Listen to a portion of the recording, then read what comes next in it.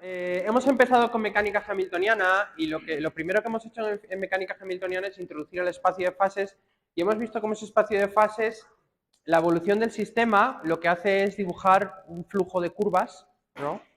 En el espacio de fases de un sistema, lo que hace la evolución del sistema es que desde cada punto, que podría ser un estado inicial, podría ser una velocidad y una posición inicial, hay una curva, desde otro punto hay otra curva, pero estas curvas nunca se cortan, ¿no? De tal manera que el sistema, el espacio de fases de un sistema está como lleno de una especie de corriente de agua, ¿sí? Que va siguiendo y va dibujando unas ciertas formas sin llegar a cortarse. Eso es lo que llamamos un flujo. En matemáticas también se le llama una congruencia de curvas. Una congruencia de curvas suaves. Quiere decir que es un conjunto de curvas que llena todo el espacio. En cualquier punto donde pinchéis, ese punto pertenece a una curva que pasa por ahí, ¿ya? Pero esas curvas nunca se cortan. Eso es lo que se llama una congruencia, un flujo, ¿de acuerdo? ¿Sí? Esa es la estructura que tiene el espacio de fases. El espacio de fases no solo es la variedad, sino que también es este flujo que está ahí dibujado. Bueno, ahora lo que vamos a hacer, lo que vamos a dedicarnos hoy es, bueno, pues a meternos un poquito más en esa estructura y a entender qué es lo que está pasando, ¿de acuerdo? Y vamos a ver mucha geometría diferencial, porque hoy vamos a estudiar la estructura simpléctica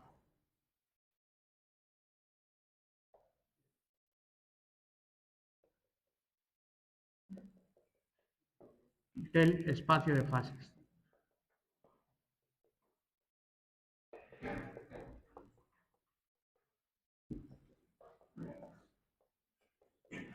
¿Vale? Bueno, antes de nada voy a echarle un poquito más de tinta a esto, porque entre la cámara, como la tinta no esté bien, no vais a ver nada.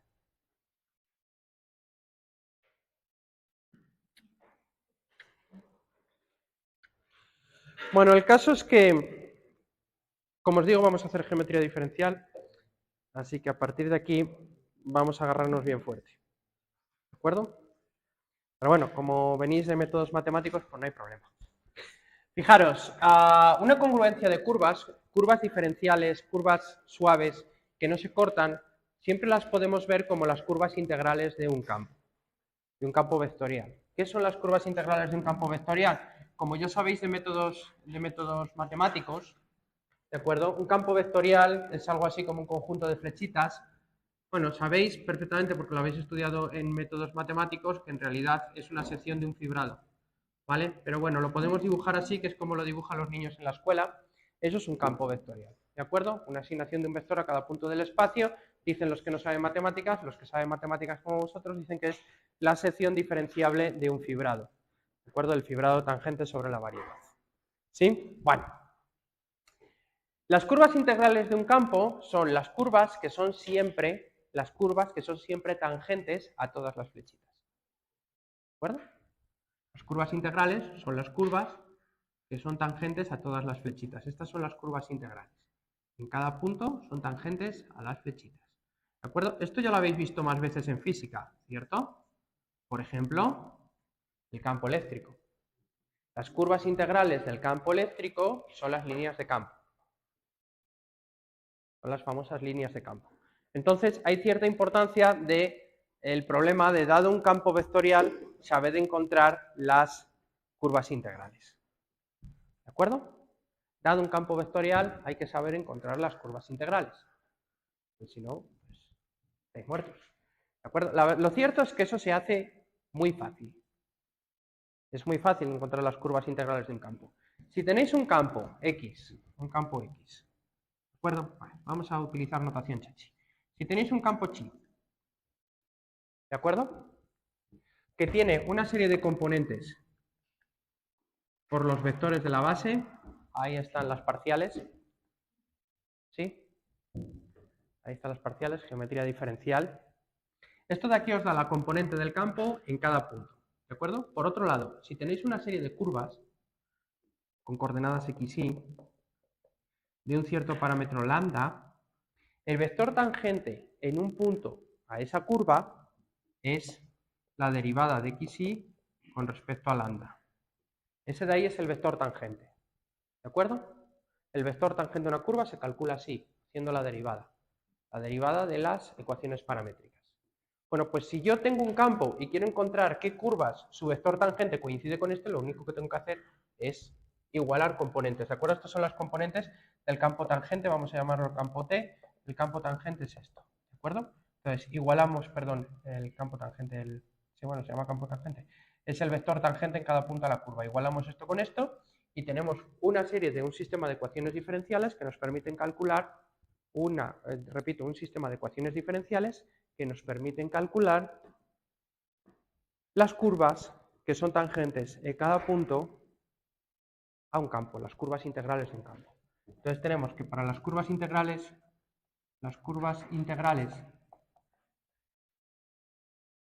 del campo chi, que podría ser estas flechitas de acá, este es el campo chi, ¿de acuerdo? Bueno, estas son las curvas xy igual a xy de lambda.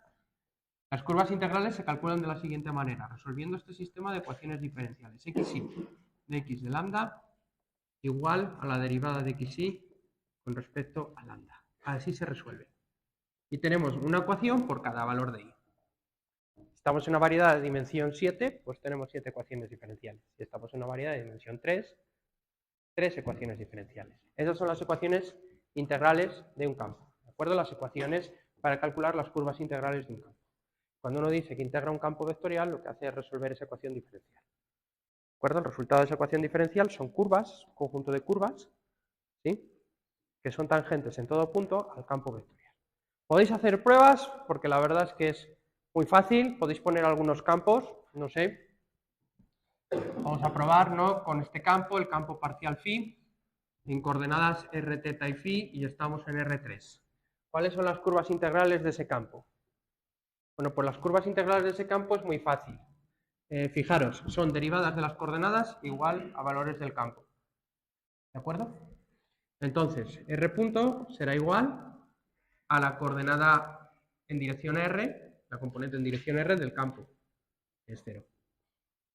Θ punto, lo mismo, la componente en dirección θ del campo, que es 0. Y phi punto será la componente en dirección phi del campo, que es 1. Hay que resolver ese sistema de ecuaciones. Entonces ya sabéis que R es igual a R0, que θ es igual a θ0 y que phi es igual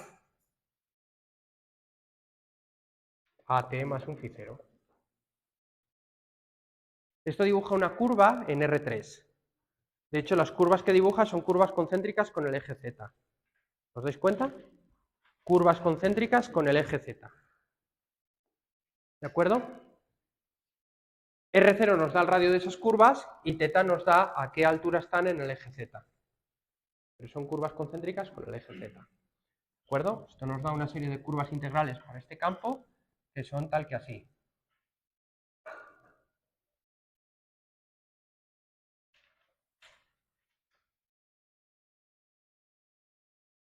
Y así sucesivamente, ¿no? Os podéis imaginar que van llenando todo el espacio.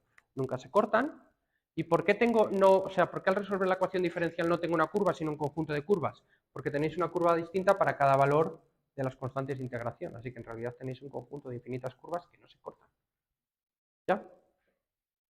Pueden ser cerradas, estas son curvas cerradas, se cierran sobre sí mismas, pero nunca se cortan. ¿Vale? Fijaros, las ecuaciones diferenciales de un campo integral son ecuaciones diferenciales de primer orden. Siempre son ecuaciones diferenciales de primer orden. Como son ecuaciones diferenciales de primer orden, ese es el motivo por el que son curvas que no se cortan. ¿De acuerdo? Esto en cuanto a geometría. Aquí podéis resolver todo tipo de problemas. No sé, podríamos haber puesto un campo que fuera seno de θ elevado a phi, parcial phi, más r parcial r. Y ahora las ecuaciones que os quedarían sería esta sigue siendo 0, y esta sería seno de θ por elevado a phi. Bueno, esto puede ser un poquito más complicado de resolver. Pero se puede resolver. Esta ecuación de aquí se puede resolver fácilmente. Esta también, una vez que tienes θ, que θ es constante, de aquí esta es más o menos fácil de resolver. Ahora sí que estas ecuaciones también se pueden resolver y podréis calcular cuáles son las curvas integrales de este campo. Entonces, calcular las curvas integrales de un campo, mientras el campo no tenga unas componentes muy complicadas, siempre es fácil. ¿De acuerdo? Y son siempre una congruencia de curvas. Una congruencia de curvas suaves. ¿Por qué suaves? Porque son solución a una ecuación diferencial, así que tienen que tener derivadas. Claro, ¿de acuerdo? Si no, no pueden cumplir la ecuación diferencial. Bueno, sobre todo esto hay muchas cosas que supongo que ya sabréis, pero por si acaso las refresco. Todo aquello de los puntos singulares de un campo vectorial, que son los puntos donde todas las componentes del campo vectorial se hace cero, qué pasa con las curvas en esos puntos. Esos son lo que nosotros llamamos en mecánica puntos de equilibrio. ¿Ya? Estable, inestable. Entonces, todo eso que aprendisteis, ¿cuándo tuvisteis métodos matemáticos? ¿El semestre pasado? Bueno, pues hace unos días, sí que lo tenéis fresco y aunque seguro que lo visteis muy a fondo, lo tenéis totalmente asimilado, ¿de acuerdo? Entonces, todo esto es necesario, son cosas que os hacen falta para hacer física, porque si os vais a poner física sin saber lo que es realmente un campo vectorial y cuáles son sus curvas integrales, cómo se calculan, para qué sirven, ¿para qué coño os estáis haciendo física si no sabéis hacer eso? ¿Me explico? Daros cuenta, por ejemplo, en el campo eléctrico, la curva integral de un campo eléctrico es la curva que sigue una carga test. Cogéis una carga positiva, la dejéis en un punto del campo, una carga positiva muy pequeña, y la curva que sigue es esa, el camino.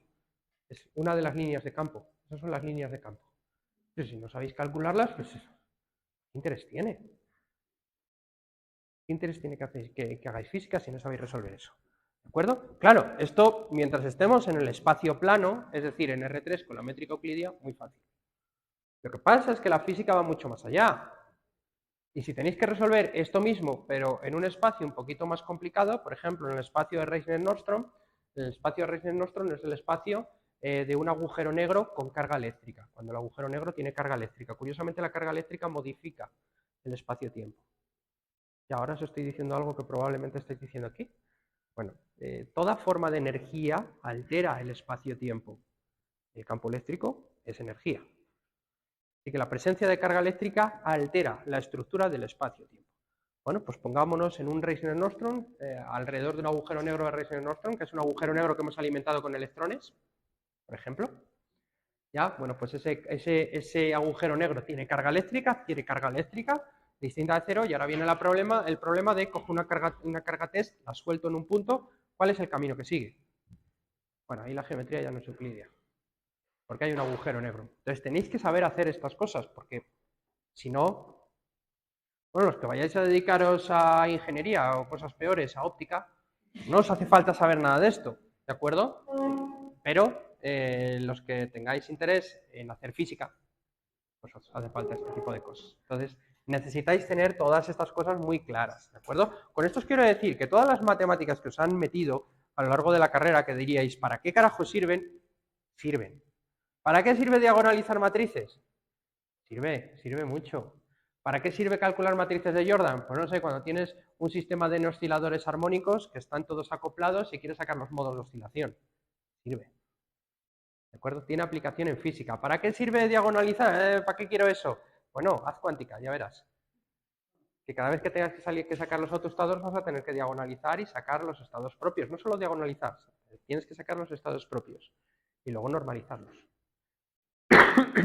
Bueno, pero eso era algo mecánico que se aprendía ya. Bueno, y cuando tengas un subespacio propio de dimensión 3 o 4 que pertenece exactamente al mismo valor propio, eso ya es un subespacio propio, el núcleo está degenerado, bla, bla, bla, bla, bla, bla. Y eso ocurre sin ir más lejos en el átomo de hidrógeno. ¿De acuerdo? Entonces, todas esas cosas que decíais, ¿para qué sirven? Sirven. Se usan, no se os dan por capricho. ¿De acuerdo? Lo digo muchas veces, incluso lo digo a los compañeros del departamento. Física no es una ingeniería grande. Está muy por encima. ¿De acuerdo? Esto no es una ingeniería con más ecuaciones. Necesitáis muchísimas más matemáticas, muchísimo más abstractas. Prácticamente al nivel de alguien que hace la carrera de matemáticas. Esta es la putada de la carrera de física. Que básicamente necesitan las matemáticas de alguien que hace matemáticas. Porque es así, porque la física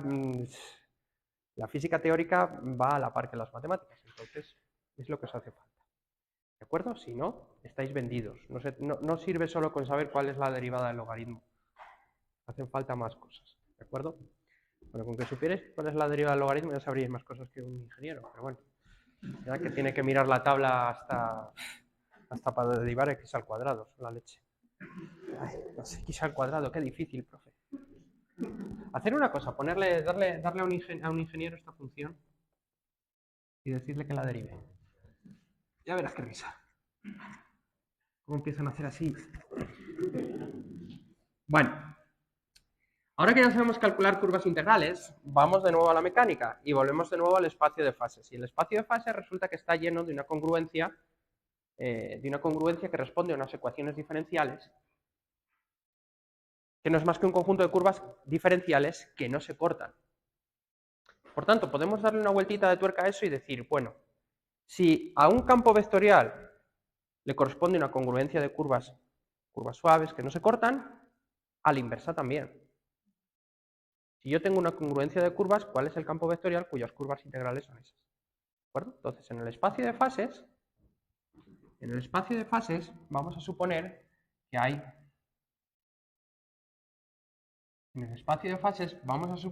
hay un campo, por aquí, un campo vectorial, ¿de acuerdo? Cuyas curvas integrales, voy a llamar el campo XH, cuyas curvas integrales son las trayectorias que sigue el sistema, son el flujo que llena el espacio de fases. ¿De acuerdo? ¿Sí? Es el espacio de fases F2I. ¿De acuerdo? Bueno, por otro lado, yo sé que esas curvas cumplen una serie de ecuaciones. Vamos a poner aquí las Q's, vamos a poner en este eje las P's, y yo sé que estas ecuaciones, las curvas integrales del espacio de fases, sé que cumplen unas ecuaciones, ¿de acuerdo? Las ecuaciones que cumplen son QI punto igual a la parcial del hamiltoniano con respecto a PI, y PI punto igual a la parcial del hamiltoniano con respecto a las QI con un menos. Este menos es el que lo va a complicar todo. ¿De acuerdo? Igual que menos en el tiempo. ¿Os habéis preguntado alguna vez por qué percibimos el tiempo distinto al espacio? Nadie se lo ha preguntado. Pues porque en la métrica hay un menos. Ese es el único motivo. Hay un menos por ahí un poquito puñetero. ¿De acuerdo? Eso y luego una cosita que se llama entropía. Pero bueno.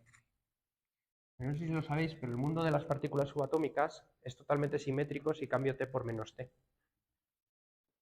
Más o menos. ¿De acuerdo?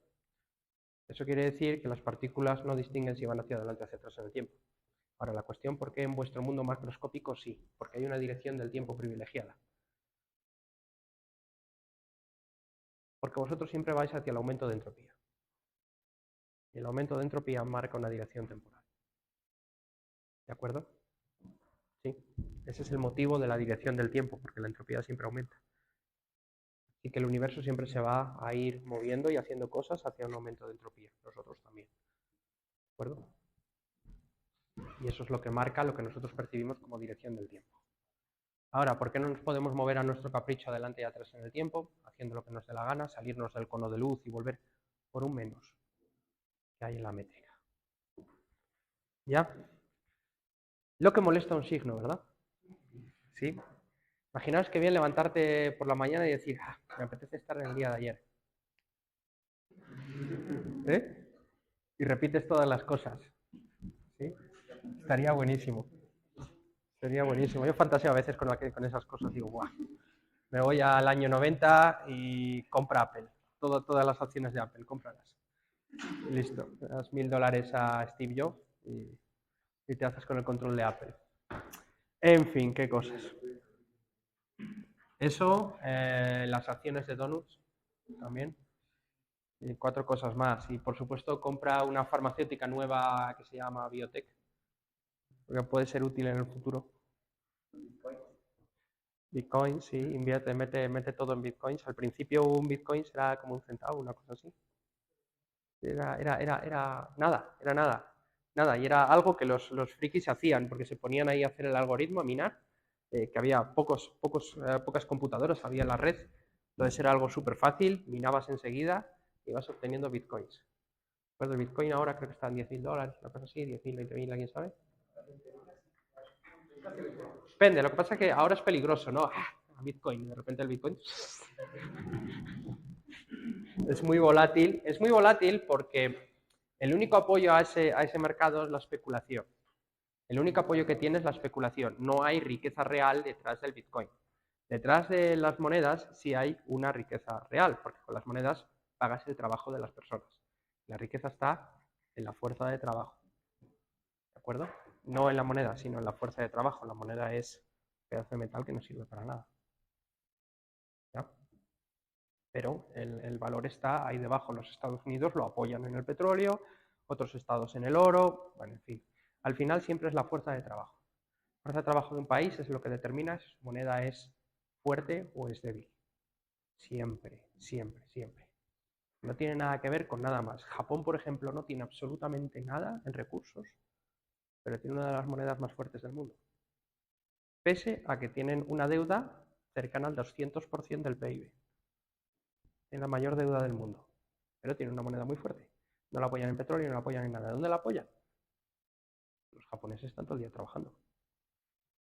Ese es el apoyo del yen. ¿De acuerdo? Bueno, diciendo esto, yo lo que quiero es reinterpretar esto como las ecuaciones de las curvas integrales de un campo. Quiero reinterpretar eso como las ecuaciones de curvas integrales de un campo. ¿De acuerdo? ¿Sí? ¿Cómo hago eso? Recordad, las curvas integrales de un campo eran estas ecuaciones. Xy punto, era la derivada de xy con respecto a lambda, igual a las componentes del campo. Bueno, pues si yo comparo, está claro que mi campo tiene que tener estas componentes de aquí. Estas son las componentes del campo.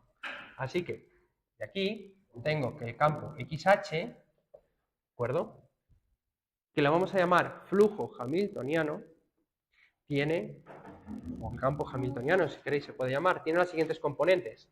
La parcial de H con respecto a PI es la componente, son las componentes Q del campo, ¿de acuerdo? Son las componentes Q del campo. Vamos a ponerlo así. Y aquí hay un sumatorio en I, no os olvidéis. Y estas de aquí son las componentes P, ¿de acuerdo? Así que tengo menos la parcial de H con respecto a PI, parcial con respecto a QI, perdón. A QI, parcial con respecto a PI. Ese campo de ahí, sus curvas integrales corresponden a estas ecuaciones de aquí. ¿De acuerdo? Así que es lo mismo resolver el movimiento de un sistema mecánico, las ecuaciones de Hamilton, que resolver las curvas integrales de ese campo de ahí en el espacio de fases. Que el espacio de fases tiene este campo de aquí, ¿de acuerdo? Que se llama flujo hamiltoniano.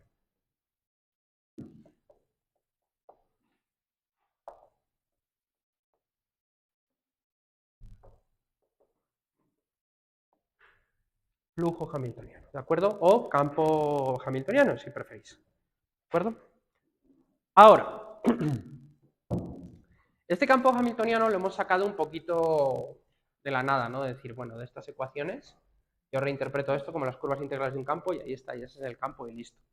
Me gustaría sacar ese campo acorde a un razonamiento netamente geométrico, ¿de acuerdo?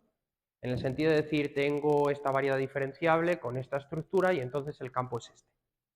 Algo así quiero. ¿De acuerdo? Vale.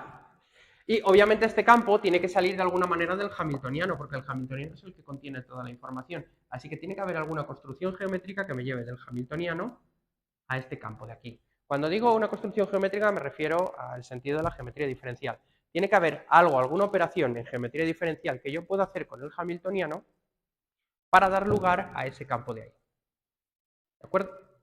Alguna operación en el contexto de la geometría diferencial. Lo cierto es que el hamiltoniano es una función. Es una función. Y lo único que se puede hacer con una función en geometría diferencial, el único objeto que se puede construir con una función es su diferencial. ¿De acuerdo? De un hamiltoniano lo único que podemos sacar es su diferencial. La diferencial del hamiltoniano. ¿De acuerdo? Claro, el campo vectorial vive en cada punto en el espacio tangente. La diferencial vive en el espacio cotangente, que es el espacio dual del espacio tangente. ¿Acordáis que pensabais? ¿Para qué sirve el espacio dual de un espacio vectorial? Para esto, entre otras cosas. ¿De acuerdo? Esta cosa está en el espacio dual del espacio de fases, en el fibrado, de hecho. En el fibrado cotangente, ¿de acuerdo? Mientras que esta cosa de aquí está en el espacio vectorial en cada punto, que es el fibrado tangente. ¿De acuerdo? Uno en el espacio vectorial, el otro en el espacio dual. Claro, del espacio vectorial al espacio dual, ¿cómo lo relacionas? En el espacio vectorial tenemos vectores, en el espacio dual tenemos unoformas. Eso es una unoforma. ¿De acuerdo? De H es una unoforma. ¿Sí? Entonces, de alguna manera tenemos que saltar de un espacio a otro. ¿Qué maneras conocemos para saltar de un espacio dual, para construir una aplicación entre un espacio dual y un espacio vectorial? ¿Cuál conocemos? Que tenemos que le damos vectores de comer y nos da formas, o de al revés, le damos una forma y nos da un vector. ¿Cuál? No, no tiene por qué ser un operador diferencial, tiene que ser una aplicación lineal, porque te estoy dando espacios lineales, espacios vectoriales.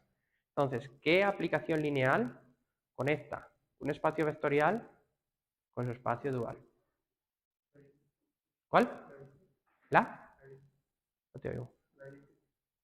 ¿El gradiente? No. El gradiente de una función te da un vector, pero no tiene nada que ver con... Bueno, tiene, pero no tiene nada que ver con diferencial. ¿De acuerdo? Básicamente, ¿hay algún tipo de biyección entre un espacio vectorial y su dual? ¿Qué biyección puedo construir yo aquí? ¿No lo sabéis? Pues esto es muy importante en física. Necesitáis un tensor de orden 2. Eso es lo que necesitáis, un tensor de orden 2. Necesitáis un tensor de orden 2. Tenéis que equipar a vuestro espacio vectorial con un tensor de orden 2, porque los tensores de orden 2 sobre un vector te da una forma, sobre una forma te da un vector.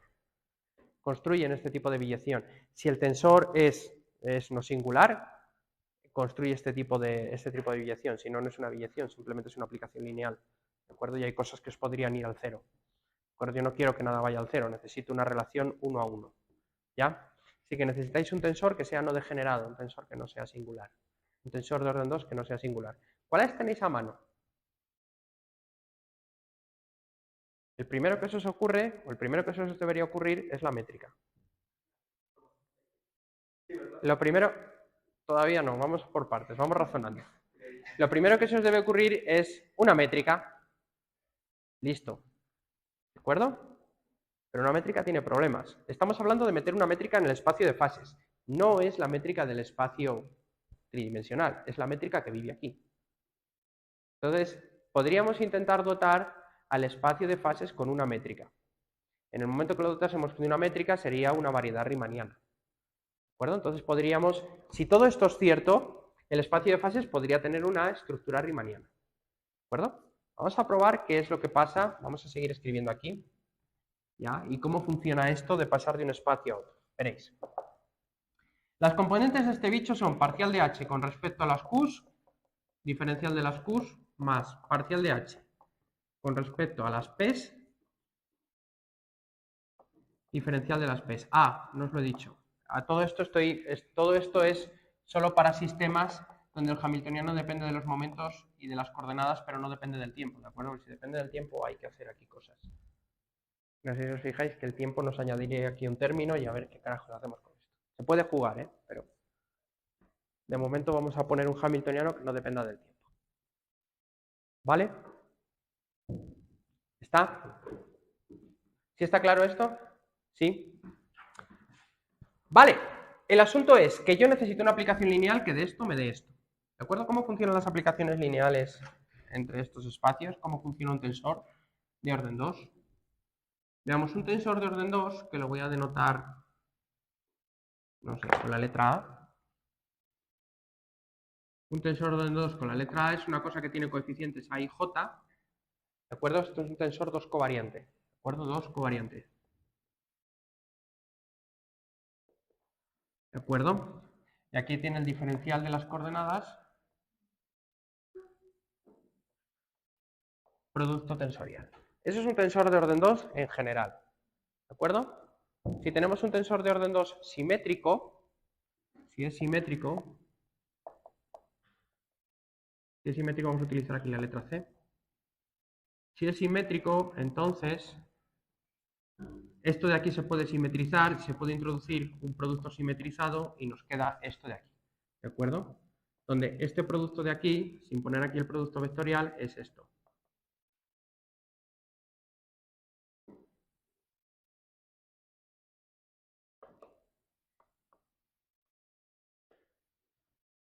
¿De acuerdo? Eso es lo que llamamos el producto simetrizado, ¿de acuerdo? Y este objeto de aquí cumple que SIJ es igual a SJI, ¿de acuerdo? Es un tensor 2 simétrico, 2 covariante simétrico. Si es antisimétrico, y aquí voy a utilizar la letra A, este objeto se puede poner así, y aquí aparece el producto exterior, con un factor 1/2. ¿De acuerdo? Donde el producto exterior tiene una definición parecida a esta. El producto exterior es este.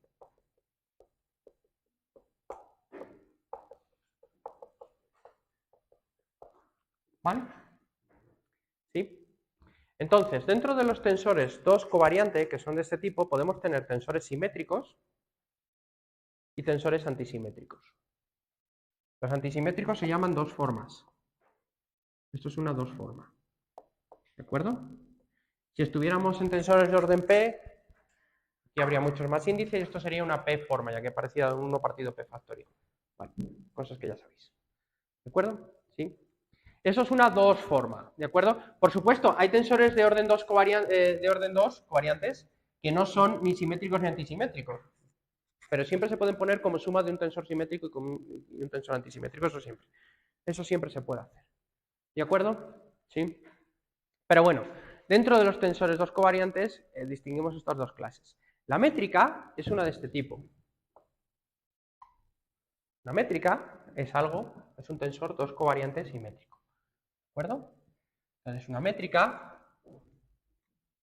Bueno, dejarme escribir esto por aquí para que no se nos olvide.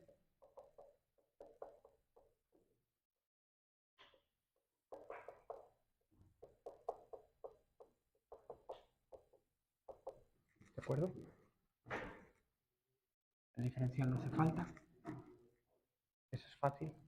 Una métrica es uno de este tipo, ¿de acuerdo? Es un tensor G que tiene componentes G y J, diferencial de XY, diferencial de XJ, ¿de acuerdo? ¿Sí? ¿Sí? Bueno, donde se cumple que G y J es igual a GJI. ¿De acuerdo? Ahora, yo puedo utilizar una métrica para, a partir de un vector, construir una forma. Y podemos invertirlo, ¿de acuerdo? Si yo tengo, por ejemplo, un vector B, que tiene componentes BI, ¿de acuerdo? Yo puedo construir la unoforma B, la que le corresponde, en este mapa de E estrella, que tendrá componentes BI con la I abajo, ya indico que es una unoforma, por diferencial de XY, de la siguiente manera, diciendo que BI es GIJ por BJ. A esa operación se le llama... ¿Cómo se le llama esa operación? ¿Cómo se le llama en física? ¿Tiene nombre? Bajar índices. Bajar índices. Esto es bajar índices, ¿de acuerdo? Bajar índices es pasar de un vector a una forma vía la métrica, ¿de acuerdo? ¿Sí? Esto es bajar índices.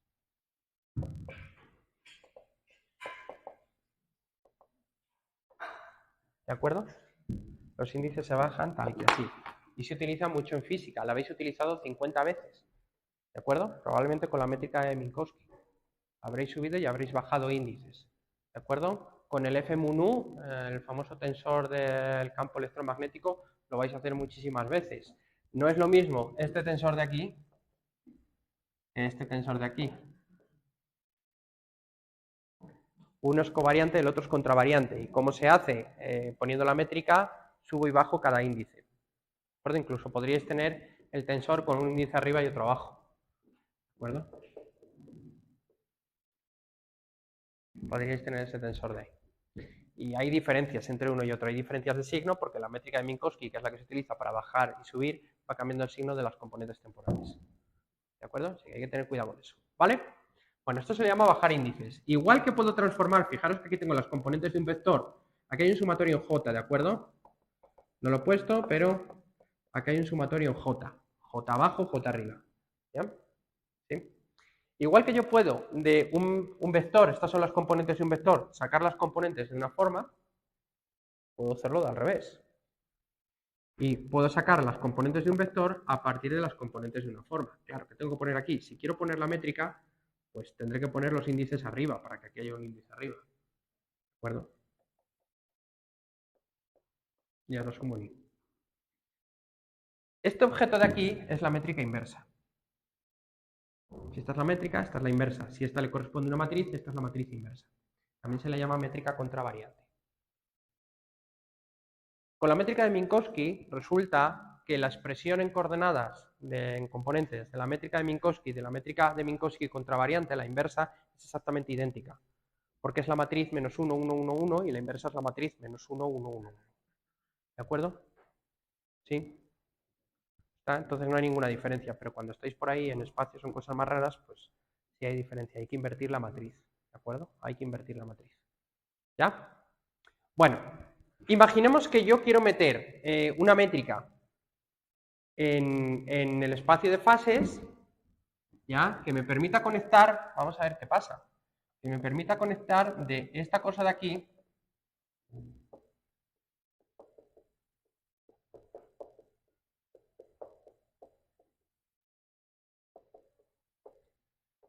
a esta cosa de aquí. ¿De acuerdo? ¿Sí? Bueno, fijaros que tiene que ser una métrica, fijaros que la componente de las Qs va a pasar a la componente de las Ps. ¿Lo veis? Esto de aquí es esto de aquí, con un signo menos. Y la componente de las Hs, de las Ps, perdón, va a pasar a las componentes de las Qs. Es algo que cruza. ¿De acuerdo? Así que a uno se le ocurre, esto de aquí es una matriz, esto de aquí, por si os preguntáis cómo se hace, es lo siguiente. Este vector de aquí, que sería un vector columna, este de aquí sería la matriz de la métrica por este de aquí. Así se calcula. Esta operación de aquí es esta matriz por esto igual a esto. Es multiplicar una matriz por un vector, es esta operación. ¿De acuerdo? Sí, bueno, pues teniendo en cuenta eso, vosotros lo que queréis es una matriz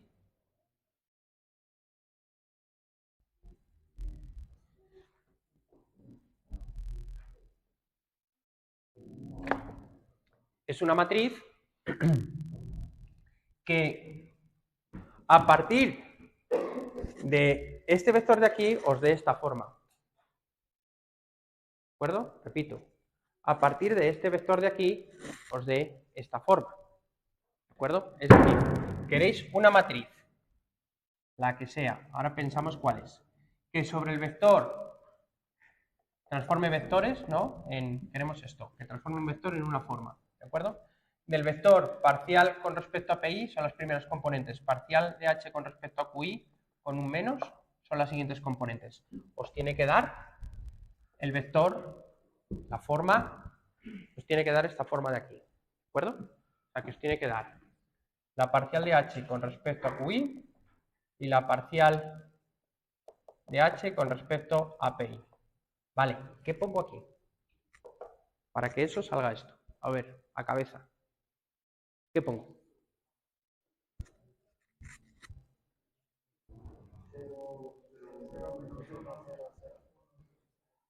¿Cómo me lo estás dando? ¿Por fila o por columna?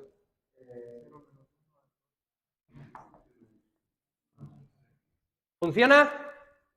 Sí, funciona.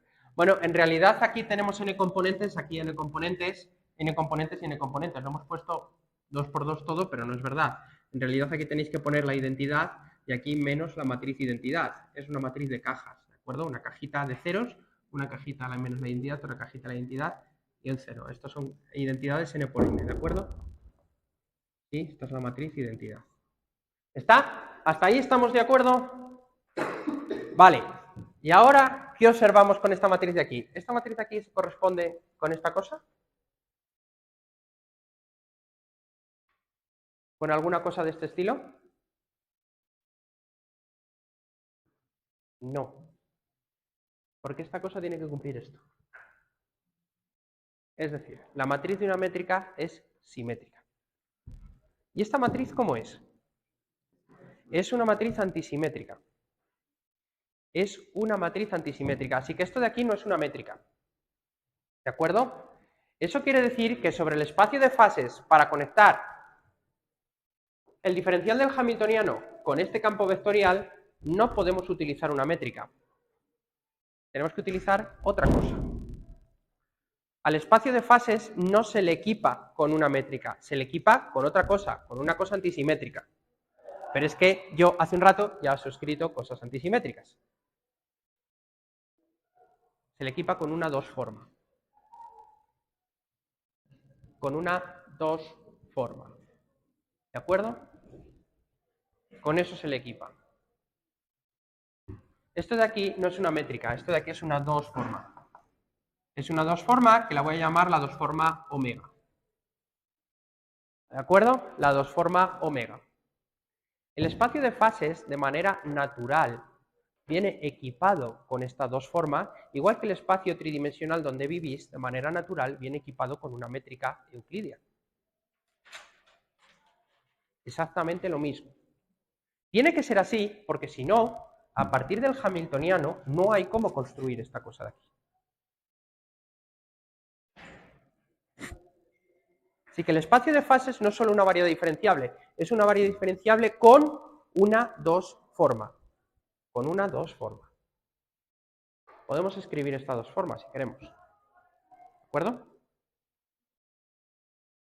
Es fácil. Esta 2 forma de aquí, que se llama la 2 forma simpléstica,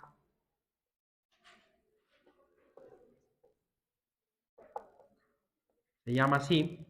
Es una 2 forma, fijaros que además es no degenerada. ¿Por qué es no degenerada? Porque el determinante de esa matriz es distinto del 0. Es no degenerada. ¿De acuerdo? No envía nada al 0. Funciona de la siguiente manera. Fijaros. Yo cojo omega y j por el campo XH. Del campo XH cojo la componente j y me da la componente y de esta cosa. ¿Cierto? Esta operación es esta. Es lo mismo que tenemos ahí, pero en vez de una métrica G hay una 2 forma. En vez de subir y bajar índices con una métrica, estoy subiendo y bajando índices con una 2 forma. Exactamente lo mismo. Exactamente lo mismo.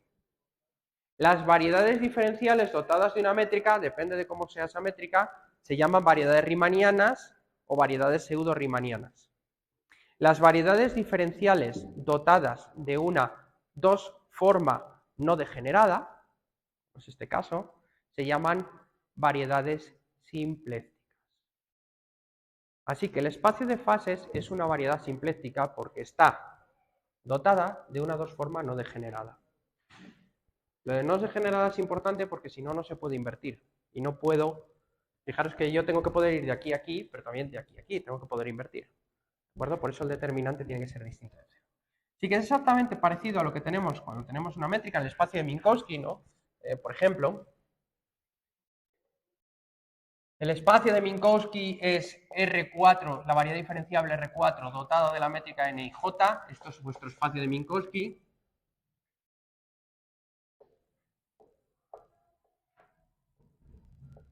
¿Vale? Se llama el espacio de Minkowski, ¿sí? ¿Ya?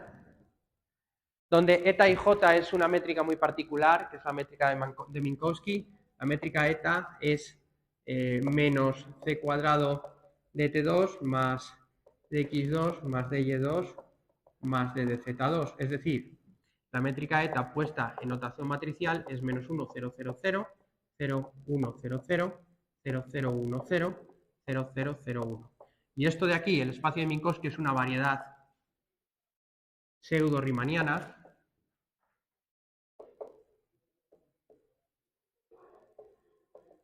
Y ahora, en el espacio de fases, resulta que el espacio de fases es una variedad 2n dimensional, pero en vez de estar dotado de una métrica, está dotado de una 2 forma. La 2 forma simpléstica. ¿De acuerdo? Este es el espacio de fases.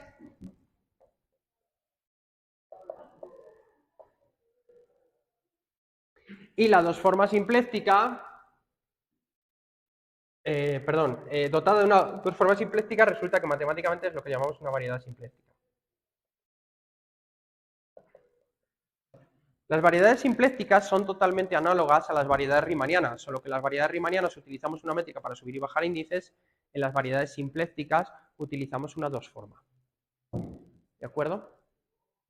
son espacios mucho más divertidos, como vais a ver en el siguiente tema, cuando utilicemos toda la dos formas simplística para ver cuáles son las transformaciones canónicas. ¿De acuerdo? Que también es un análogo total al espacio de Minkowski. En el espacio de Minkowski hay unas transformaciones muy concretas que mantienen la métrica inalterada. Es decir, que mantienen la expresión en componentes de la métrica. ¿Cuáles son esas? Las transformaciones de Lorentz, pero también las rotaciones. Las transformaciones de Lorentz, las rotaciones, las traslaciones. Una traslación no hace nada. Una traslación temporal tampoco. Todo eso es lo que forma el grupo de Poincaré. Dime. Ahora la vamos a escribir. No te va a gustar, pero la voy a escribir. No va a ser agradable. Bueno, ¿hasta aquí estamos claros? ¿Sí? ¿Tenemos alguna duda? ¿No? ¿No? Bueno, la dos forma que tenemos aquí, la podemos escribir, que es lo que nos está pidiendo Luigi, por favor. Que la estás pidiendo a gritos que la escribamos. La podemos escribir primero en notación. ¿Cómo? ¿A qué te refieres? Ah, ¿de qué espacio va? Bueno, yo te lo pongo, no te preocupes.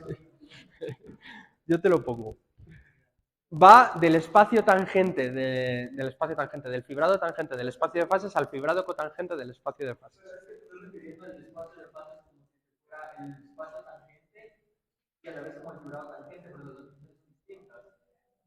Confundimos, es abuso de lenguaje. Fibrado tangente, en realidad son fibrados. Todo esto son fibrados, sí.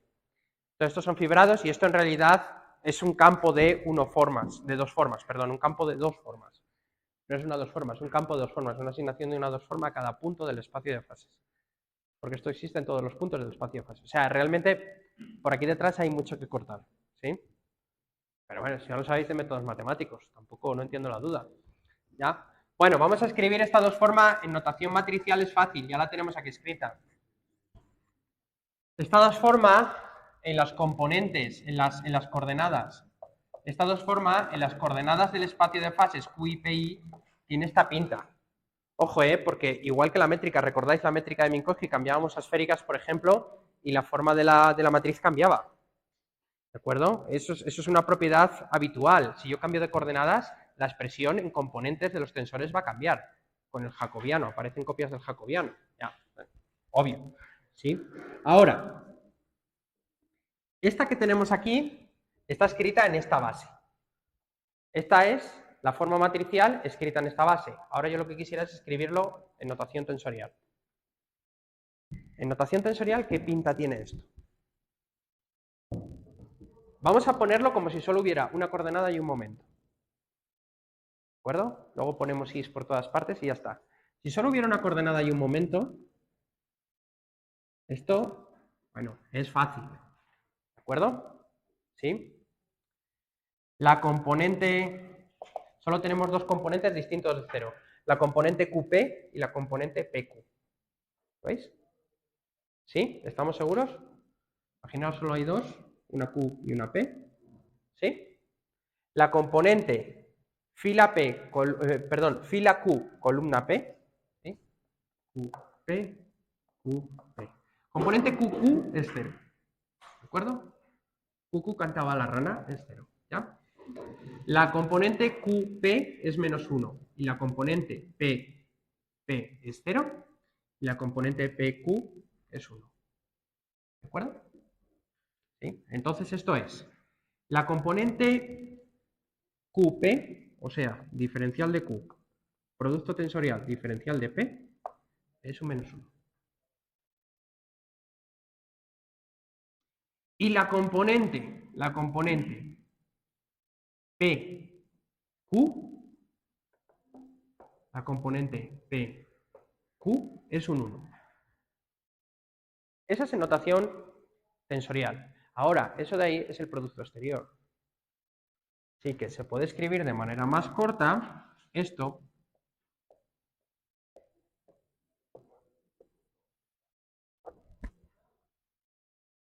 Esa es la forma simpléctica en esa base. Aquí hay un huevo de teoremas muy divertidos que lo dicen que en toda variedad simpléctica siempre hay un sistema de coordenadas que se llaman coordenadas canónicas, en las que la forma simpléctica adquiere esa forma que se llama forma simpléctica. Forma canónica, perdón. Expresión canónica de la forma simpléctica. ¿Sí? Ese es el teorema de Darboux. Darboux. Probablemente se pronuncia. ¿Alguien de aquí habla francés? Tuve una alumna que hablaba francés y le preguntaba todo esto. Nadie habla francés aquí. Escrito, ¿cómo creéis que se pronunciará? Escrito así. Puede ser Darboux.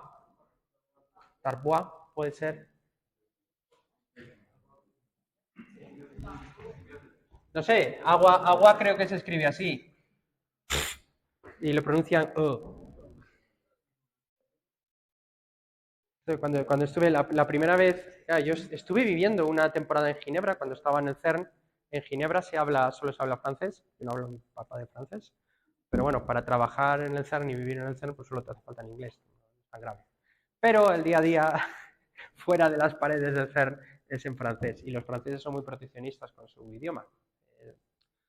Pues igual que nos pasa a los españoles, ¿no? Somos muy proteccionistas con ese idioma y procuramos no hablar idiomas extranjeros. A los franceses les pasa lo mismo. Pues ahora imagínate que estás en un país extranjero y de repente uno de esos días que te despiertas a las 4 de la mañana con un dolor de cabeza terrible. Vale, vas a la farmacia. Primero, ¿cómo son las farmacias allí? ¿Ya? Eso es lo primero, ¿cómo las identificas? Y segundo, cuando llegues allí, ¿qué haces? Y a ver si te entiende, ¿no? Entonces me acuerdo de las primeras veces que estaba allí en Ginebra, hay una cosa que es el GTU, ¿de acuerdo? Que es Ginebra está a orillas, bordeando un poquito en un extremo del lago Le Mans. Es un lago enorme, muy bonito. Y allí en el centro del lago, en un lateral, hacia el lateral de Ginebra, en el centro, tiene un chorro de agua enorme. ¿Por qué? No lo sé. Pero es la antigua entrada de agua a la ciudad y cuando hicieron una tubería nueva dijeron, bueno, pues le damos la vuelta a esto y un chorro para arriba, muy bonito, aquí en medio del lago. El chorro de agua tiene 100 y pico metros de altitud. Se lanza un chorro de agua hacia arriba de 100 y pico metros. Es una fuente espectacular, ¿ya? Entonces, claro, tú veías en el mapa y entonces a ti te decían los franceses, bueno, los franceses, los de allí, pues que te entendías con ellos que tienes que ir a visitar el Jet d'Eau. Y tú mirabas aquí y ponía Jet Aux. Y decías, ¿qué será esto? Porque no relacionabas una cosa con la otra. Bueno, cosas aparte y de las muchas veces que me perdí por Ginebra. ¿Sí? Creo que es Darboux, ¿de acuerdo? Darboux. ¿Qué toca pelotas son? Darboux. Vale, pues Darboux. Digamos Darboux, ¿sí? Entonces Darboux, hay un teorema de Darboux que dice que en toda variedad simpléctica siempre hay un sistema de coordenadas en la que la forma simpléctica adquiere esta expresión tan sencilla. ¿De acuerdo? Eso es cierto. Es parecido al teorema que hay en variedades riemannianas. En variedades riemannianas se dice que punto a punto, en todos los puntos, siempre hay un sistema de coordenadas que reduce la forma a su expresión canónica, a la expresión reducida, a una serie de unos y menos unos en la diagonal. Eso siempre se puede hacer. Bueno, pues de manera similar, en las variedades simplécticas pasa esto. Curiosamente, las coordenadas que cumplen el teorema de Darboux, ¿sí?, esas coordenadas son lo que nosotros llamamos las coordenadas generalizadas y los momentos conjugados. ¿De acuerdo? Y entonces a las coordenadas generalizadas y a los momentos conjugados, en su conjunto, las dos cosas juntas, se les llama coordenadas canónicas. Coordenadas canónicas del espacio de fases. ¿De acuerdo? Esto se le llaman coordenadas canónicas. Y ocurre que las dos formas siempre adquiere esta expresión tan sencilla en las coordenadas canónicas, que son precisamente las coordenadas generalizadas y los momentos conjugados. ¿De acuerdo? Entonces, la geometría aquí empieza a entender un poquito qué es lo que está pasando. ¿Ya? Esto nos va a dar una pista muy fuerte el día de mañana, el día siguiente, de la semana que viene, cuando planteemos cómo hacer transformaciones canónicas. Las transformaciones canónicas, fijaros que todo lleva el apellido canónico y es por algo. Las transformaciones canónicas son las transformaciones que yo puedo hacer en el espacio de fases. ¿De acuerdo? Transformaciones que mezclaban coordenadas y momentos. Y avisábamos, decíamos, ahora, no cualquier transformación que se te ocurra mezclando coordenadas y momentos va a dar lugar a una transformación canónica válida. Porque coordenadas y momentos están relacionadas vía su lagrangiano. Si haces algo demasiado loco, no se va a cumplir. ¿De acuerdo? Entonces, cuidado con eso. Sí, avisábamos, cuidado con eso. Bueno, pues resulta que si tú lo que quieres al final es que siga habiendo un lagrangiano o equivalentemente que las ecuaciones de Euler-Lagrange o las ecuaciones de Hamilton sigan permaneciendo invariantes, para que las ecuaciones de Hamilton, fijaros que las ecuaciones de Hamilton son las curvas integrales de este campo. Si quiere decir que las ecuaciones de Hamilton se siguen cumpliendo, quiere decir que este campo en las nuevas variables tiene exactamente la misma expresión. Para que este campo tenga exactamente la misma expresión, fijaros que este campo viene de este objeto de aquí. Este objeto de aquí da igual en qué coordenadas y en qué momentos la escribáis, porque siempre tiene esta expresión, es la diferencial. Pero de aquí a aquí está la dos formas simpléctica. Para que de aquí, ¿no? De esto, para llegar aquí utilizo la dos formas simpléctica. Para que de esto yo obtenga esta cosa de aquí, necesito que esto no cambie. Por tanto, las transformaciones canónicas son aquellas que mantienen invariante la dos formas simpléctica. Eso lo veremos, siguiente tema, pero las transformaciones canónicas son las que mantienen la dos forma simpléctica invariante. Esas son las transformaciones canónicas. ¿De acuerdo? Es decir, si yo planteo, me adelanto un poco, pero bueno, me viene bien. Bueno, sobra tiempo. Si yo planteo un nuevo sistema de coordenadas en el espacio de fases, ¿de acuerdo? Paso de unas coordenadas Q pequeña y P pequeña a unas coordenadas Q grande y P grande, que sean distintas, de tal manera que Q grande es función de la Q pequeña y la P pequeña, y la P grande es función de la Q pequeña y la P pequeña. Eso es un cambio de coordenadas canónico, podría ser canónica. Será canónico si la dos forma simpléctica en las nuevas coordenadas Q grande y P grande sigue teniendo esta forma, es PQ.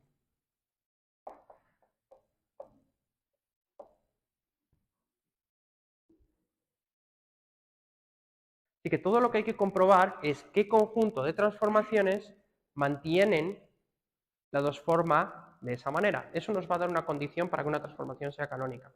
Es una condición muy sencilla. Va a dar, de hecho, una serie de condiciones equivalentes que nos permite comprobar si una transformación es canónica o no. ¿De acuerdo? Recordad que cuando yo cambio coordenadas, la expresión en componentes de un tensor también cambia. Entonces, si yo hago un cambio al azar, estos ceros, menos unos y unos van a cambiar, la matriz va a seguir siendo antisimétrica, pero van a aparecer aquí otras cosas. ¿De acuerdo? No sé, un menos 7 y un 7. Eso no valdría. ¿Entendéis? ¿Sí? Entonces hay que tener cuidado con eso. ¿Qué tipo de transformaciones mantienen la dos forma simpléctica inalterada? Porque si eso es cierto, de aquí yo puedo llegar aquí. Y de aquí siguen las ecuaciones de Hamilton. ¿De acuerdo? Y si se cumplen las ecuaciones de Hamilton, pues eso efectivamente son coordenadas y momentos. Vamos bien. ¿De acuerdo? Y hemos respetado. El conjunto de transformaciones que en el espacio de Minkowski dejan inalterada, dejan invariante la expresión en componentes de la métrica de Minkowski son las transformaciones de Lorentz si extendéis las transformaciones de Poincare. Las transformaciones de Lorentz, el grupo de Lorentz. ¿Vale? Eso se le llaman las isometrías de la métrica de Minkowski. Y es muy importante en física. Las transformaciones de Lorentz son súper importantes. ¿De acuerdo? Incluyen a las rotaciones. Las rotaciones son un caso particular de transformaciones de Lorentz. No se os olviden. Ahora, también son importantes en física las transformaciones que esta forma simpléctica de aquí la dejan invariante. Esas son las transformaciones canónicas. Hay una similitud, ¿lo veis? ¿Sí? Ahora me pregunto por qué carajo os enseña lo primero, pero no os enseña lo segundo. Porque esto está detrás de la dinámica de sistemas. Una transformación es canónica si mantiene la expresión de la dos formas simpléctica. ¿De acuerdo? ¿Sí? Eso lo veremos más adelante, iremos más adelante sobre esto. Esto nos permitirá, ahora que ya sabéis esto de aquí, nos va a permitir ir mucho más rápido, porque ya tenemos cuál es la condición para transformación canónica, que es mantener la dos formas simpléctica invariante. ¿De acuerdo? Nos va a permitir ahorrarnos mucho dolor de cabeza. Bueno, esta dos formas simpléctica, como os digo, ya la hemos escrito aquí, ¿sí? Esto era para dos coordenadas. Si pongo n coordenadas y n momentos, de tal manera que aquí hay una matriz y aquí hay una matriz, eso solo es poner i's por todas partes. Se ponen.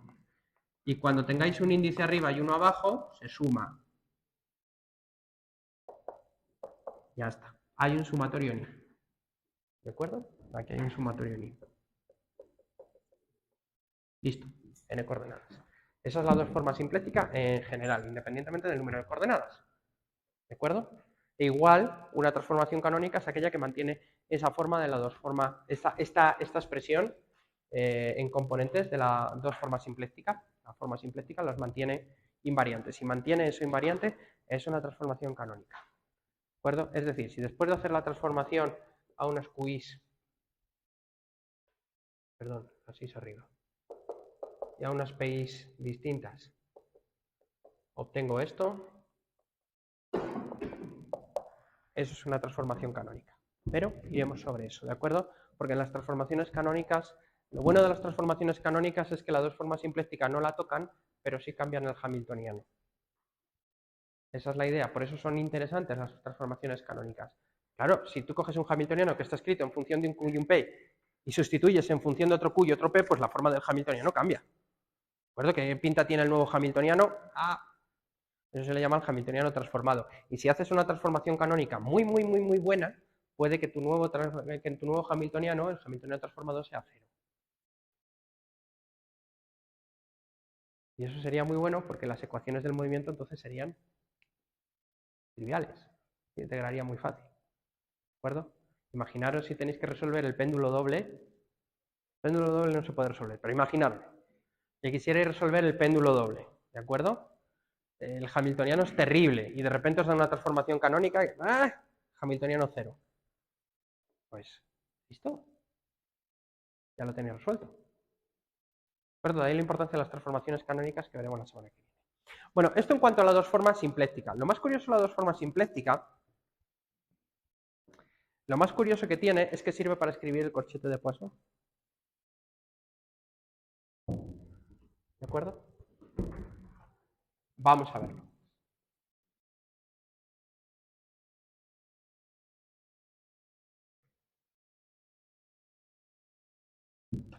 Bueno, vamos a hacer una cosa. Dada una función f,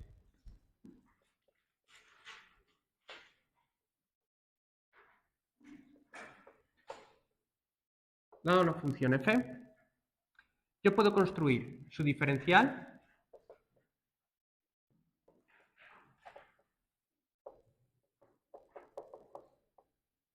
igual que si fuera el hamiltoniano, ¿de acuerdo? ¿Por qué no? Todo esto son cosas que no dependen del tiempo, ¿de acuerdo? Aquí no hay tiempo por ningún lado. ¿Ya? E igual que construyo la diferencial, vía nuestra amiga omega, puedo escribir el campo vectorial asociado a una función f cualquiera. ¿De acuerdo? ¿Sí? De tal manera que su componente iésima, la componente iésima de este campo, sea omega, bueno, al revés. De tal manera que la componente iésima de esta forma sea la componente jésima de este campo, ¿sí? Por estas dos formas. ¿Sí? Entonces, de esta manera, construye un campo XF, ¿de acuerdo? De esta manera. Exactamente lo mismo que con el hamiltoniano, pero con una función cualquiera. ¿Vale? Bueno, pues ahora quiero que en casa y con vuestro esfuerzo demostréis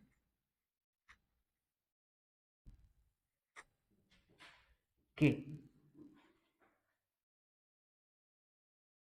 la dos forma simpléctica sobre el campo XF y el campo XG, aquí hay dos campos, la dos forma está aplicada sobre dos campos, tiene dos índices, esto de aquí es un número, la función, es precisamente el corchete de Poisson de f con g.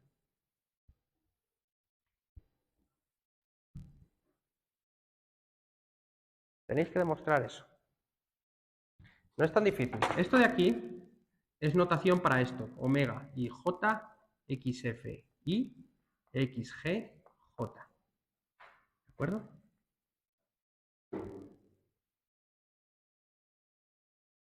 Esto de aquí es esto. Bueno, pues esto precisamente coincide con el corchete de Poisson. La verdad es que es bastante fácil verlo, ¿sí? Porque solo es una matriz por un vector fila por un vector columna. Vector fila, matriz, vector columna, y os sale el corchete de Poisson. Probablemente en la cabeza ya lo estáis viendo. ¿De acuerdo? Sale el corchete de Poisson. Entonces, el corchete de Poisson se puede escribir en términos de la dos formas simplécticas. Pero es que esto está muy bien, porque la dos formas simpléctica, las componentes de la dos formas simpléctica, esto implica que las componentes de la dos formas simpléctica son precisamente los corchetes de Poisson de las coordenadas y los momentos. Te explico. La componente omega QQ, cantaba la rana, pongamos QI, QJ, ya. Esta componente de aquí es, por teoría tensorial, es omega por el vector parcial QI por el vector parcial QJ. Y esto, acorde a esto que tenéis aquí, es precisamente el corchete de Poisson de QI con QJ. El corchete de Poisson de QI con QJ es 0. ¿De acuerdo? ¿Sí? Bien. La dos formas simpléctica, componente PI, componente QJ, será omega parcial de QI, parcial de PJ. Y esto por definición es QI con PJ. ¿Cuánto vale ese corchete de Poisson? Perdón, lo he puesto al revés. Esto es P, esto es P y esto es Q. Así que esto es P y esto es Q. PI, QJ. ¿Cuánto vale ese corchete de Poisson? Calculadlo. Decidme cuánto vale. Venga. Calculad ese bonito corchete de Poisson.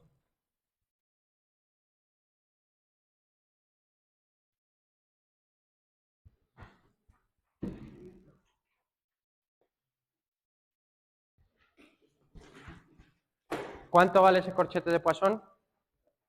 No. Tampoco. Haz la cuenta. Haz la cuenta. Y no repitas índices. Cuidado con repetir índices. A ver si vais a poner parcial de QI con respecto a QI. Dentro del corchete de Poisson tenéis que utilizar otro índice que no sea el I y el J, porque ya está utilizado en esas coordenadas. ¿Cuánto vale?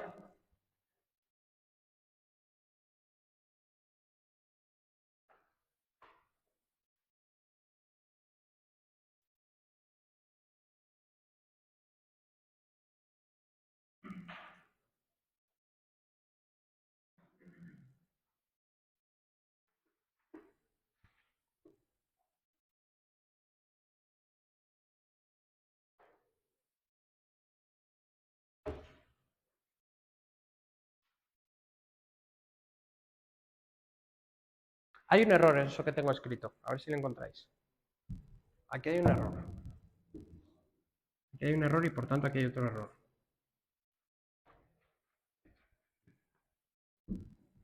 A ver si lo encontráis. Calculad el campo asociado a la coordenada Q y el campo asociado a la coordenada G. No son estos.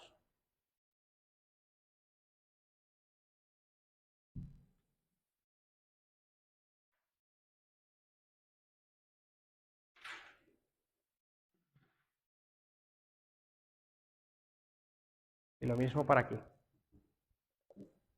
Venga.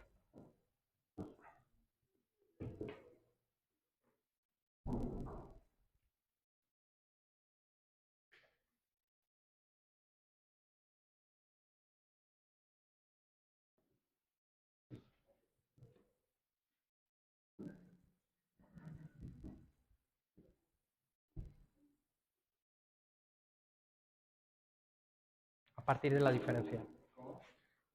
Tenéis que escribir la diferencial de las funciones que vienen aquí, hay que escribirla y calcular los campos correspondientes para saber qué carajos viene aquí. ¿De acuerdo? O sea, esto es cierto que es esto, pero no es cierto que es esto. ¿De acuerdo? Que esto es esto, correcto. Pero que esto es esto, no correcto. Porque esto de aquí a esto de aquí, esto no es esto y esto no es esto. ¿Me explico? ¿No? Vamos a ver. Fijaros, estos campos de aquí se construyen a partir de las dos formas, ¿de acuerdo? Sí. Sí. Entonces yo tengo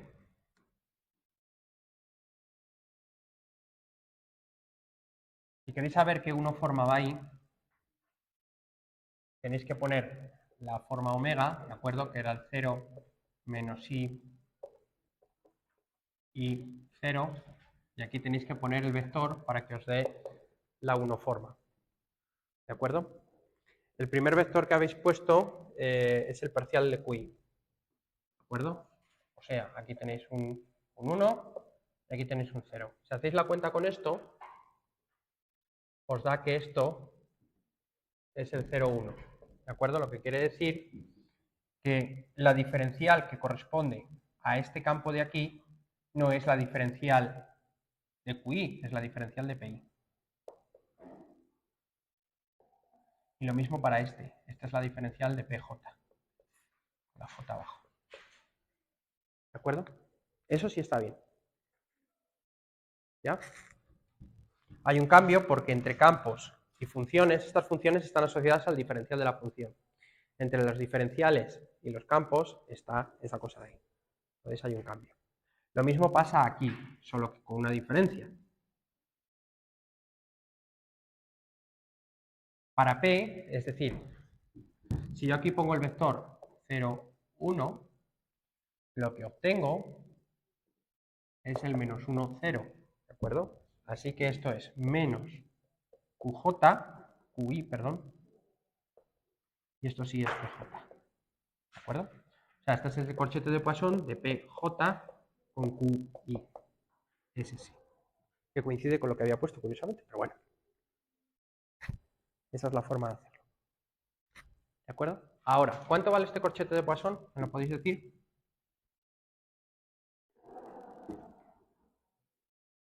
¿Cuánto vale?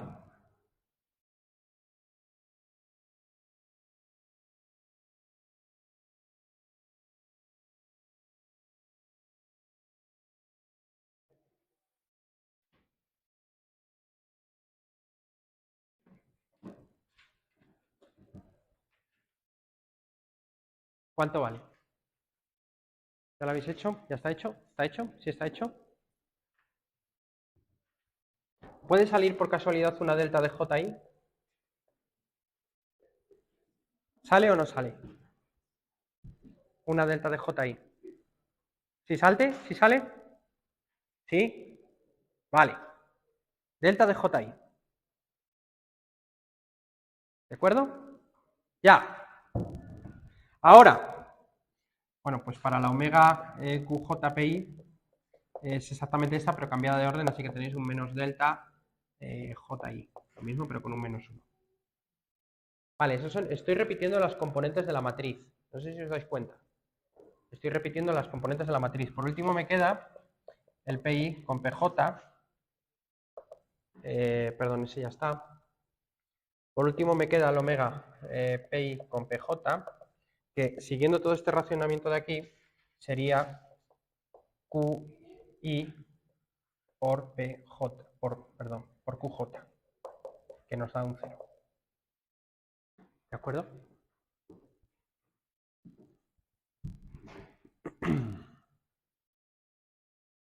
Bueno, ¿qué obtenéis entonces? Básicamente lo que estoy obteniendo es que los corchetes de Poisson entre momentos y coordenadas me dan las componentes me dan las componentes de la forma simpléctica, ¿lo veis? Las componentes de la forma simpléctica tienen que ver con los corchetes de Poisson entre coordenadas y momentos. Son lo mismo. Si queréis calcular, esto os da una herramienta para saber cuándo una transformación es canónica. Si queréis saber si una transformación es canónica, lo que tenéis que saber es cuáles son las nuevas componentes de la forma simpléctica en las nuevas coordenadas y los nuevos momentos. Pero es que eso solo es hacer estos corchetes de Poisson. Así que lo único que hay que hacer para comprobar si una transformación es canónica es hacer los corchetes de Poisson entre las nuevas coordenadas y los nuevos momentos. Si cumplen, que van dando 0, 0, menos 1, 1, esas son las componentes de la matriz. Si sale eso, la transformación es canónica. Listo. ¿Estamos hasta aquí claros con esto? ¿Sí? ¿Sí está claro? Solo hay que comprobar los corchetes de Poisson. No os preocupéis, lo haremos más adelante. ¿Vale? ¿Hasta aquí está claro? Claro, claro, yo te doy la transformación y te pido comprobar que la transformación es canónica.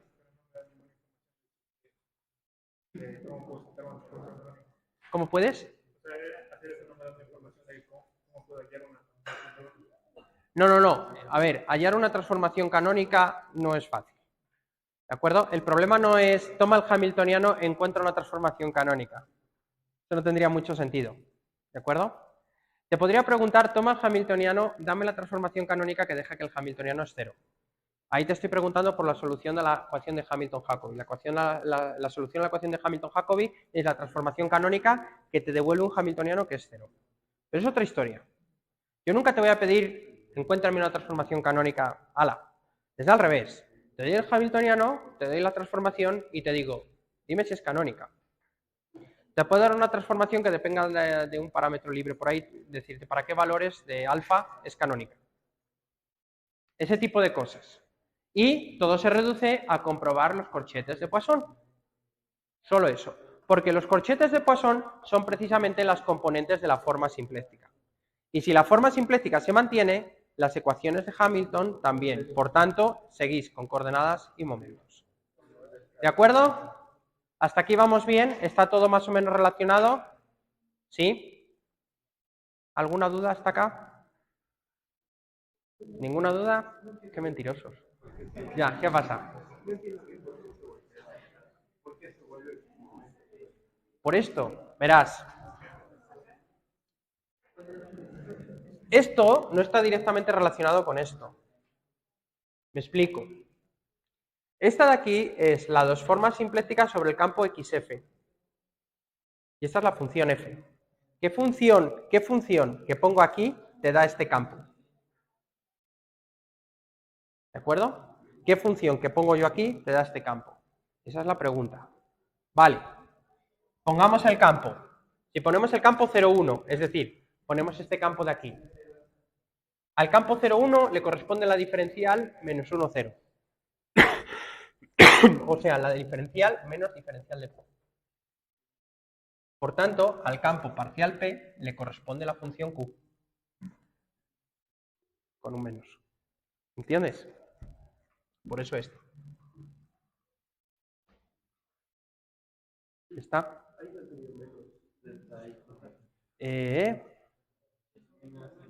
Si es un menos, puede ser. Ya, sí. Entonces este es el más y ya está. Vale, ¿más cosas? ¿No? Dime. ¿Sí?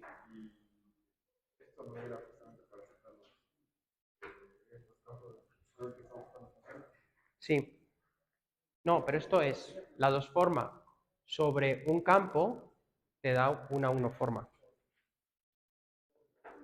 Es decir, de un vector a un diferencial. Está bien. Ya. ¿Más cosas? ¿No? ¿Qué hora es? ¿Suficiente por hoy? Creo que tenéis para pensar un rato. Ya. Todo esto nos servirá más adelante. Seguid leyendo, por favor, de geometría diferencial, variedades simplécticas. Tenéis que aprender algo de esto. Y si no hay más dudas, a casa. Vámonos. Como ya mismo me voy a llevar un par antes de irme. Bueno, ya me lo llevé.